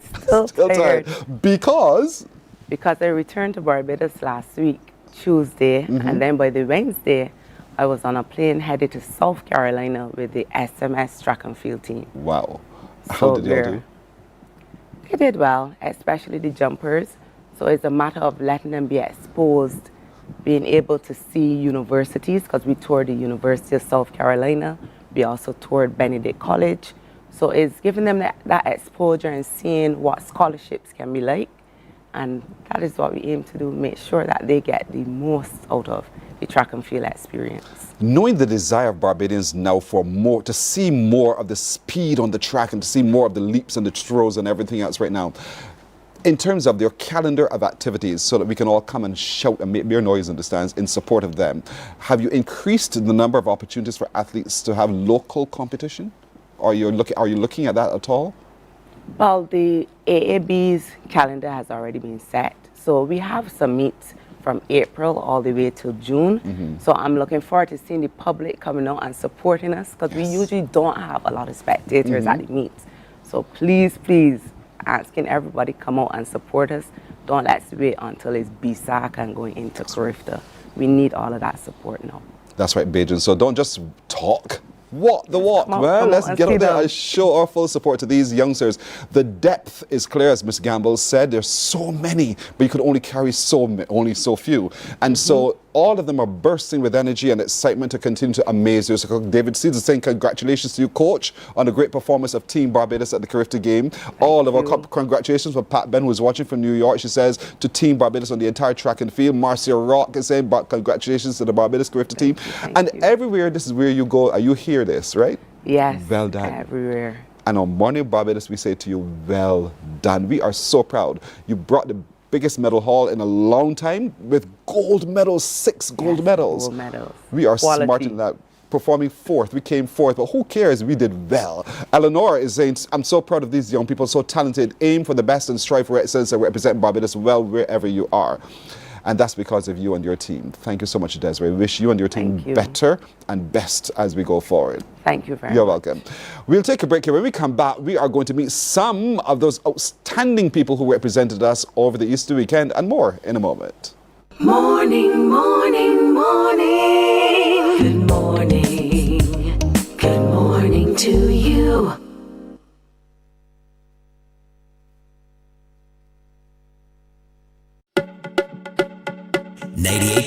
The One, your #1 party station. With an audience from 18 to 40, we keep you engaged, energized, and entertained. Choose 98.1 FM, The One.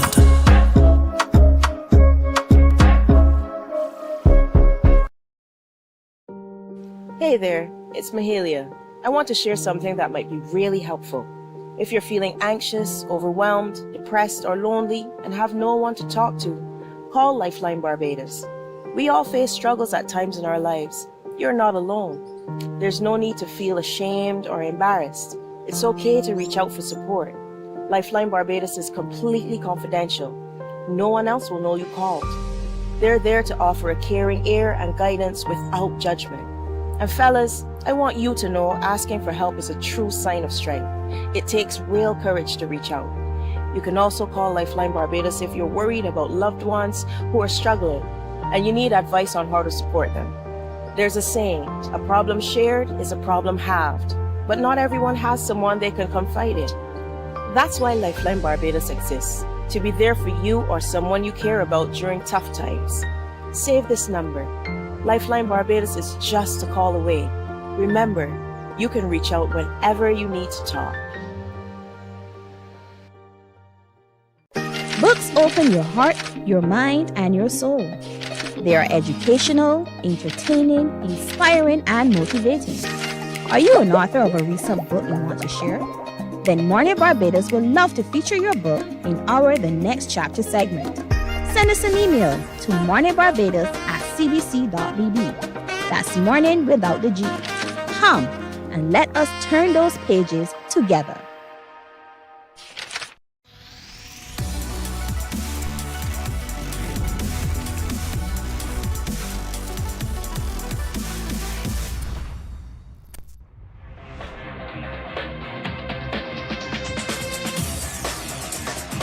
Week after week, Scold presents exciting reports and documentaries on the most varied topics of our time. Spectacular developments and innovations, lifestyle and trends of tomorrow, mobility and tourism, health news, highlights from art and culture. Each contribution grabs the viewer with extraordinary images and stories and takes him into fascinating worlds which he experiences here exclusively and up close. We're there when companies and specialists develop super satellites for a global network in space and can look behind the scenes.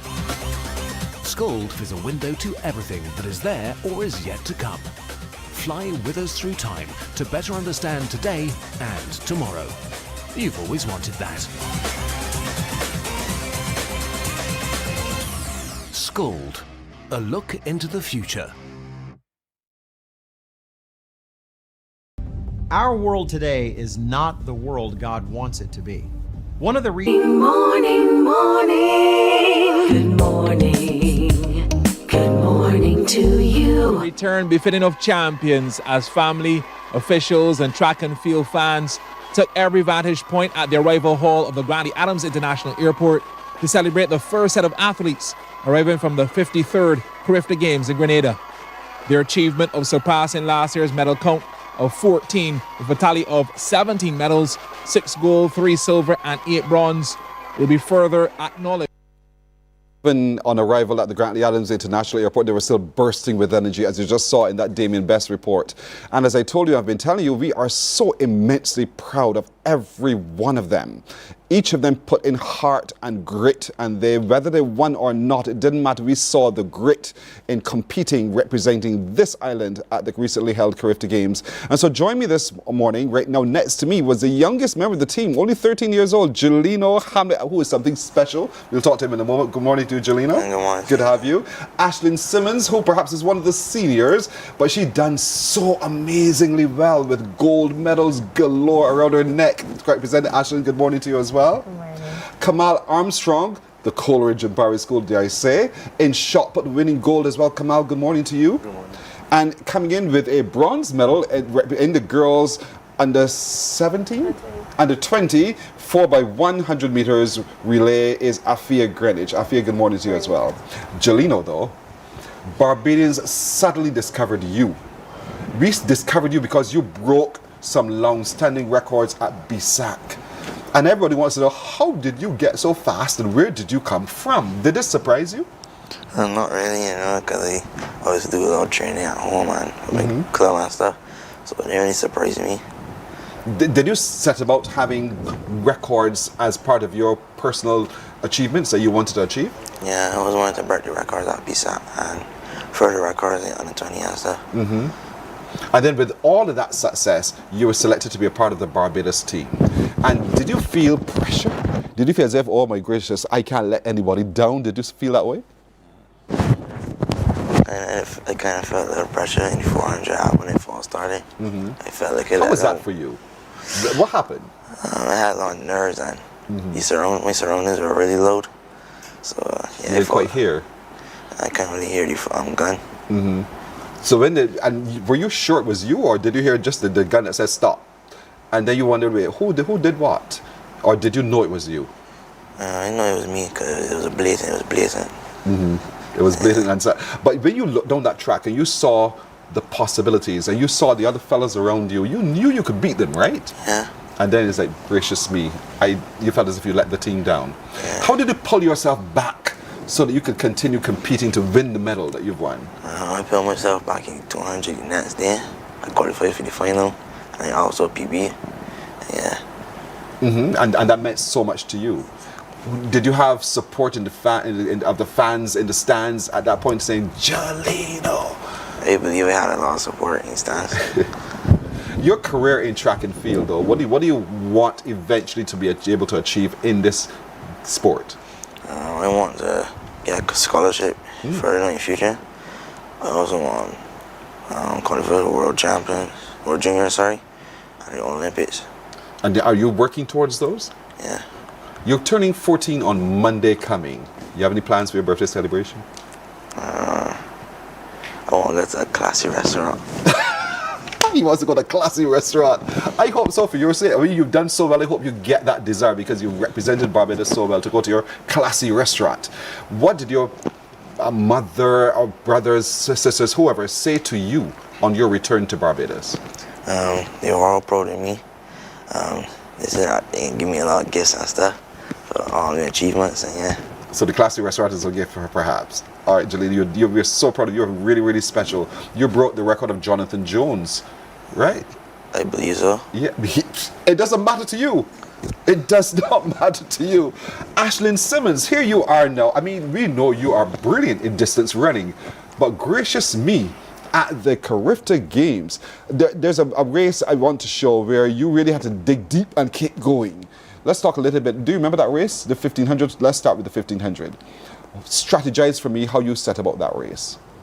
Well, going into the race, my coach just taught me and told me, Ashley, you have to go for a goal. Just run it how you run at BSAC and keep pushing each lap. So going into the race, I just said the race pace was a bit slow. So when I hit, I think, the second lap is when my coach shouted at me and told me, Ashley, it's time to go. And I picked up and I just had to keep picking up each lap. And I just told myself, run this race to win, and I did that. How do you all find the energy? I can't even run 400 meters, but to run 1,500 meters, and there we are watching on our screen, keep a look, because there was somebody's feet you were hearing pounding behind you. And this is in the 800, as a matter of fact, and you could feel this breathing in your back. What was going through your head? Well, truthfully, I thought it was a Jamaican that was behind me. So I was just cheering from the stands, but then I heard run Daya. So I tried to take a look over my shoulder to see who it was, but I could not see. So I looked in the base screen and I saw it was Daya, and I was like, my teammate is behind me. That's very good. We were going for first and second. Wow. And what did that mean to you, know that we were running for first and second? It was a very good feeling because it's the first time that Barbados has ever gotten first and second in the 800. So it was a very good feeling to see that we were able to come and do that. When you got into the games, I mean, this was your final opportunity at Carifta. Did you set any personal goals to achieve? Yeah, I wanted to bring home gold and also come home with some PBs. Even though I didn't get a PB in the 800, I was very glad to know that I was still able to come home with a medal, and I was still happy with how the games turned out. You have 2 gold medals. 2 gold medals adding to the other gold medal you had before. So at the end of your Carifta career, you have 3 gold medals. And how many other silvers and bronzes? I have 3 golds, 2 silvers, and 1 bronze, Wow. so 6 medals in total. So is this your passion then, your career for life, that you're going to stay involved in track and field in whatever ways you can? Well, yes, I would like to go to the Olympics and run at Diamond League and stuff like that. I would also like to either be a physio, something in art, or a chef. So it varies. You still have time to make those kinds of decisions, indeed. But the Alexandra School, no doubt, is hugely proud of you because you did well at BSAC and then you did very well at Carifta as well. You represented this nation with such pride and with such honor, because I saw one video where your mother dashed down and just gave you the hug out of this world. What did that mean to you when Mommy ran to hug you? Well, Truthfully, she was in charge of giving out the flags, so that's why she was able to come to me. But I was very happy about my performance and how happy she was because she started to cry. So I knew that I made her proud and all of my family members proud and everybody cheering me on and supporting me. So it was a very good feeling seeing how she reacted about my race. Wow. We were so happy too, Ashlyn. For real, for real, for real. Kamal, you brought home gold in this little known sport of shot put. I mean, how do you feel like not enough attention is given to shot put? I think that more should be given. Sports a very fun sport. I think that a lot of attention towards the sport. We can do better with this. We can do better. We can do a lot better with this. Much better. But there you are now. You are on the Carifta Games team, and you're in Grenada. You have shot putters from all across the region with whom you're competing. Yeah. How did you stay mentally ready to be able to win? Coming into it, I know it was going to be a lot of mind games played with the other athletes from the other regions. But I know that how my coaches, none don't get him anymore at this point. So just coming into competition, it was a lot of things. I came to do a job and I executed it. Up until your final putt, how were you in terms of the standings? I was in first from the third throw. But I know I had a goal set out to throw 16. So on the last throw, my coach said, give it your all, you done win. Foul or not, he wanted 16. So I pushed to get it. I didn't get it. And you made it. Yeah. And you made it. And so in the rejoicing, who was the first person you thought of? My mother.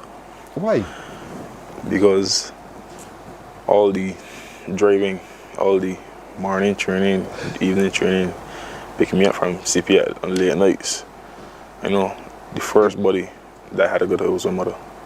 So it was well worth it. Yes. And you want to say to her, thank you, Mommy. Thank you so much. Thank you very And there much. you are receiving your gold medal, standing tall on the podium at the Carifta Games. And so second was Grenada. You picked them to the title, and then Trinidad and Tobago came third. Yes. And here you are now. You are the regional champion. Yes. This was your second outing at Carifta, right? Yes, please. Are you still able to compete in another Carifta? Yes. So only better can be expected of you. Yeah. But how do you get better? Training. A lot of training. You gotta do a lot of gym work, and I gotta be responsible and disciplined on my front. I do the core at home, push-ups. You gotta get stronger. Coach is telling me so for 2 years now. You gotta get stronger. Yeah. So. Shot put, that ball, that is real heavy. Yes. Real heavy. To throw it that distance is tremendous indeed. And you've won in a discipline that we've not won in for a long time. And so now a lot of eyes are on you. Yes. A lot of eyes are on you to be able to repeat and perhaps then bring others along to be able to repeat with you the outstanding achievement. We are proud of you as well. Thank you so much. Thank you very much. And so, Miss Afia, you joined the 4x1 relay team. How did it feel to be able to run around that track, pass baton after baton? And what was the strategy as it related to how you were able to be so successful in coming in with the bronze? Well, there was a lot that happened behind the scenes, that we had a lot of familiar shakes, but the goal was really to just get our passes really well and just, do our best. What do you all say to each other?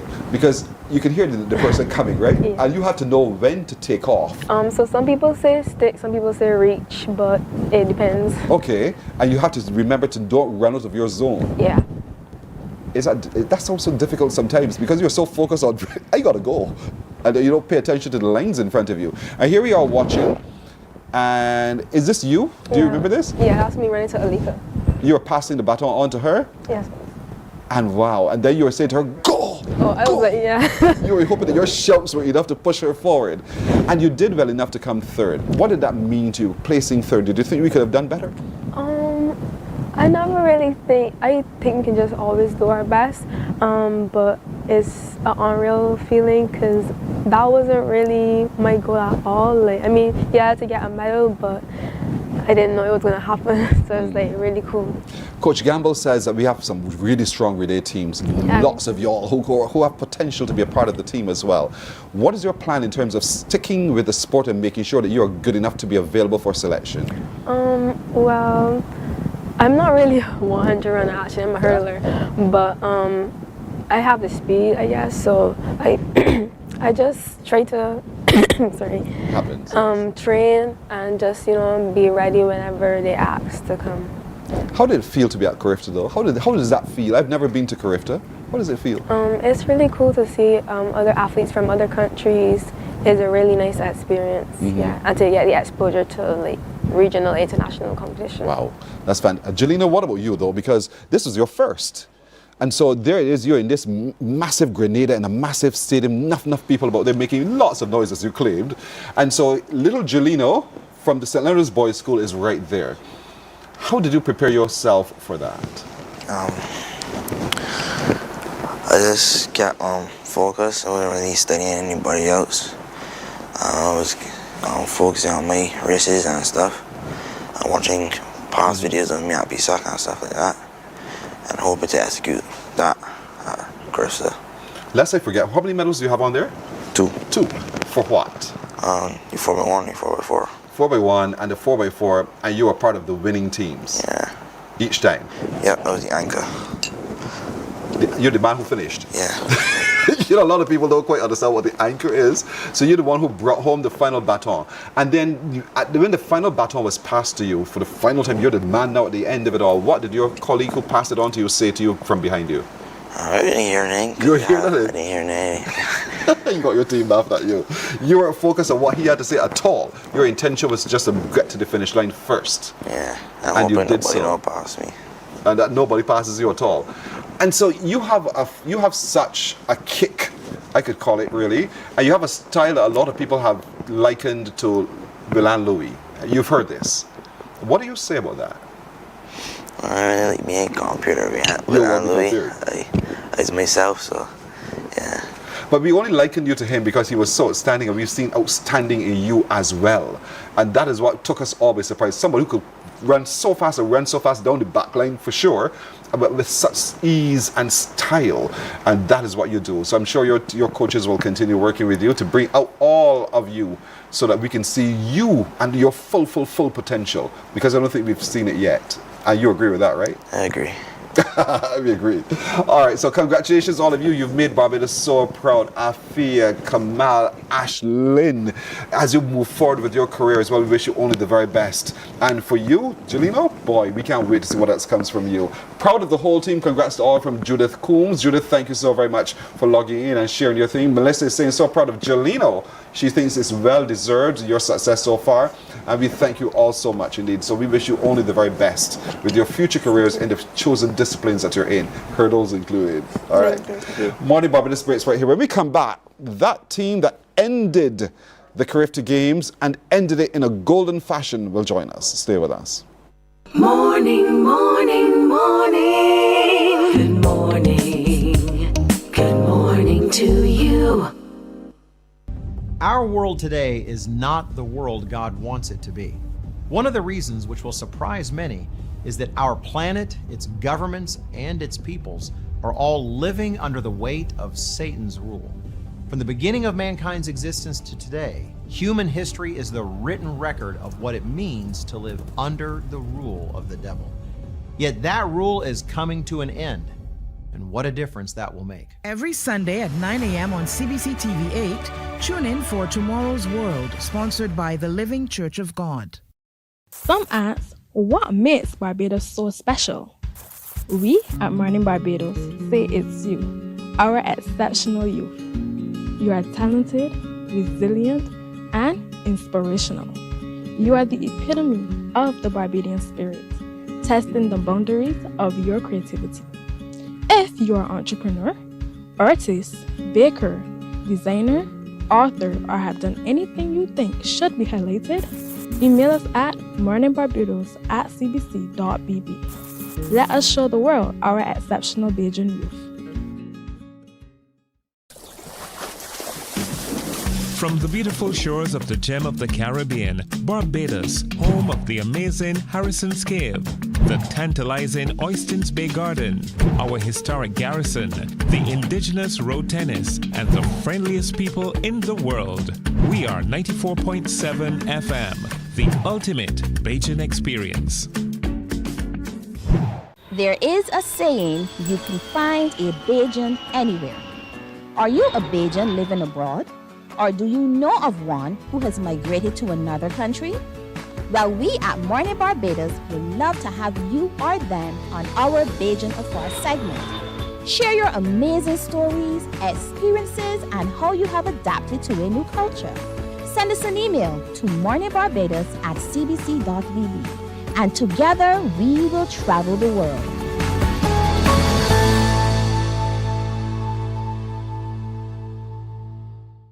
God will not give you a job. God will not call you to do something and then not give you the capacity to have it, to make it happen. He will give you the resources, he'll give you the people. Not only will he equip you with ideas, but he will equip you with favor, as he did Nehemiah. Turn on the latest episode of Infinite Possibilities, only on CBC TV8. Morning, morning, morning. Good morning. Good morning to you. Point. Jabari Mattison, another Trelawney native, has the baton for Jamaica. Brings them from 6th to 3rd. Barbados, with Aiden Moore, goes to the front. 5 teams at the front make that 6, with Grenada joining the party. Woods trying to bring Trinidad forward. It's Barbados who will change first. Jackie Brewster has the baton for Barbados. Jamaica giving chase through Paul Henry. Barbados in front. Trinidad and Tobago, they're in 3rd now with Brian Scott.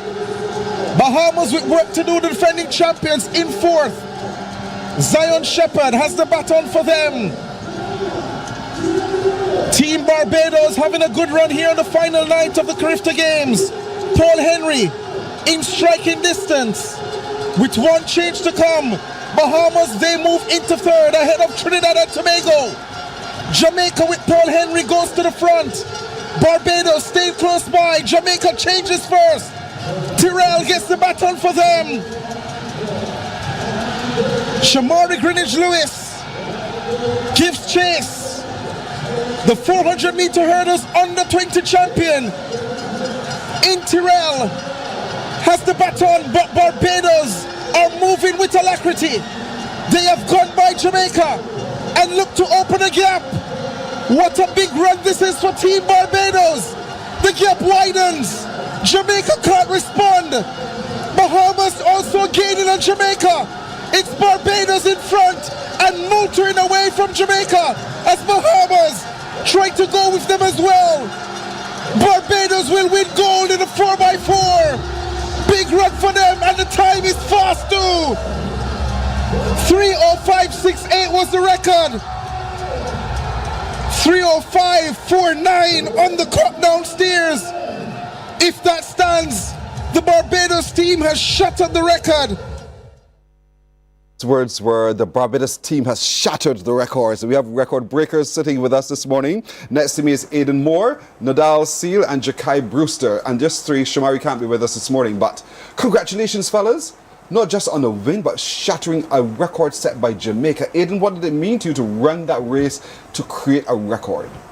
It really meant a lot. We trained hard for this, and we really appreciate it, and we really did what we could. Nadal, what about you? I mean, you passed baton to Aiden, and so you started the race. Right. You knew full well who you were up against in the race. Talk to me about the start, and what were you focused on in that start? Well, I was just focused on executing, really. So, yeah, it was intimidated, but it was just how to run. You just had to run, and ran you did. Because then you gave Jackie a good start as well. I gave Aiden right. It's Aiden who Aiden then passed on. Yeah, and so Aiden, knowing that you had that length in front of you to take the baton from Nadal, you know you couldn't let the team down, right? But you knew you had the speed to do this as well. Talk to me a little bit about your training in preparation for the relay. Coming to the relay, I did a lot of breakout 400s, I did a lot of speed training, a lot of charge training. So I knew I could do it, I knew I could pass it on at first. This was the last race of the meet.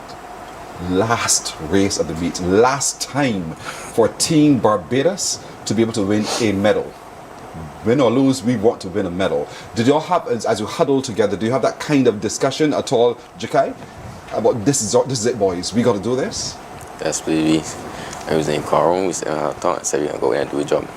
And so there it was. Now you ran into. How was your leg? How did you feel about your leg? I feel like they run a good leg. I executed and did what I needed to do. But that fella from Jamaica passed you. So, right? So, indeed. And so, as you finished your leg, you were watching the race, Aiden, and you were watching the strategy as well. As you saw the changes in positions on the track and how the race was running, how did you feel? I felt nervous and excited at the same time. Nervous and excited. And Nadal, what about you? Yeah, I felt good. I felt like we could have. Like when I saw Aiden in front, I felt like we could have. Okay, we could do this. Yeah, and then there was a shifting of the position there, but you had confidence in Shamari. You guys knew. Working together as a team, because it's a team sport, a relay is a team sport, and being able to rely on each other, know each other's strength and your commands as you share with one another. How much time did you have to practice as a team, Nadal, so that you are confident that we have a stride and we have a rhythm and we have a successful team? Well, we only like trained when we got there with each other, but Jakai and Shamar did train with me. But yeah, so like when we got there, that's how much time we had. We only had a couple of days to train with each other, honestly. And the conversation, Jakai, that you will have among yourselves, though, because I mean, you had your individual tasks as well, but you are now representing as a unit for the 4x4, and you know it's a final race. What kinds of conversations prior to the race did you have with each other? It was really no conversation, just that everybody know we have to go there and do our job. So we just try to stay composed out there and put our best foot forward.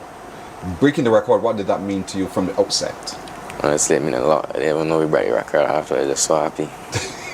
You didn't care, you just know you win, but then when you heard you made the record, it was like, wow, we actually did this. What about you, Nadal? Yeah, when did you find out you had broken the record? It was after. After. You were not focusing on time at all? No, it was just focused on medaling, and we was just happy that we got gold. Yeah. So, yeah. But Aiden, knowing that you've not just broken the record, you've shattered Jamaica's record. What is that equally special for you? Yeah, it's amazing. Because you're racing against some other Jamaicans as well, and you know Jamaica, we have this concept that Jamaica is a powerhouse in the Caribbean. Nobody can beat them, and blah blah blah. But you know, here it is. You've done that. You've proven to the Caribbean that you have, as a team Barbados, the capacity to even defeat the mighty Jamaica. That must mean a lot to you as well, right? All right. And Nadal, what's your future looking like in track and field? Well, off to college soon. Yeah. You've seen a college has already selected you, you know? Yeah, there are offers out there. There are a couple colleges looking at me. And yeah, from then, since it's my last year, it would just be off to college. Have you made a decision yet as to which one? No, I haven't yet. All right. Decision time coming up, okay? Yeah, it's coming. And what about you, Jakai? This is not your last time, is it? No, please. You have another opportunity to represent Barbados. You're losing one of your teammates of a winning combo. How does that make you feel? Let's see. Don't make me feel the way I cut that life. How are you doing about that? I like your approach. What about your future? The future, just to keep on doing track, take it to a pro level, and then got 2 more years of under 20, then off to college. Eden, do you have a particular plan as well? Yeah, I also have 2 more years, and I'm looking to go to college too. You're also looking forward to going to college as well. And college it shall be, indeed. It really shall be. But I am so proud of you. Just watching the race we played just now, I felt as if it was Monday night. You know, while we were all watching from here in Barbados, the performance, and then feeling so proud that we got the goal, we got the record, we saw how you guys just put everything in and made us all so immensely proud. And so when the doors opened at the airport, who was the first eyes you set on? I don't really know. I had so much I used to tell them, but first I didn't really see my mother. You were searching out the crowd looking for your mommy, right? Yes, please. And then when you saw her, it was like, wow, I'm home. I've made my mother proud. What about you, Nadal? Who are you searching for? I wasn't really searching for anybody, but it was like I was looking for my friends and my bros. I was looking your bros to be there for you, yeah. Because your bros have always been there for you. Yeah, always. Aiden, were you searching for anyone? Yeah, my family. Your family, just everyone in your family. It's like, wow, they came to support you, but Barbados showed up.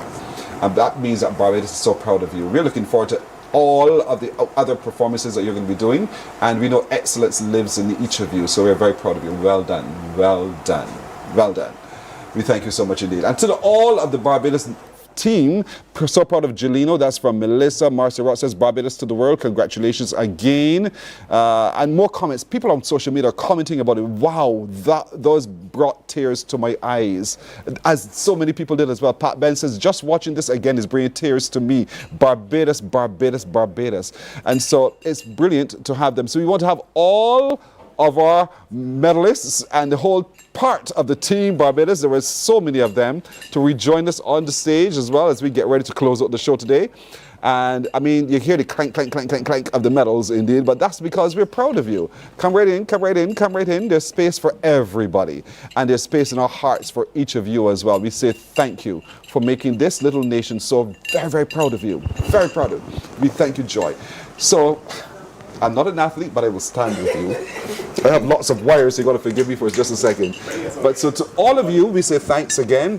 Ms. Campbell, thank you so much for taking care of them, keeping them safe and keeping them healthy. And so all we say bye-bye, have a wonderful weekend from Team Barbados. Wake up, well done, thank you. Thank you very much. Barbados, get up. Good morning.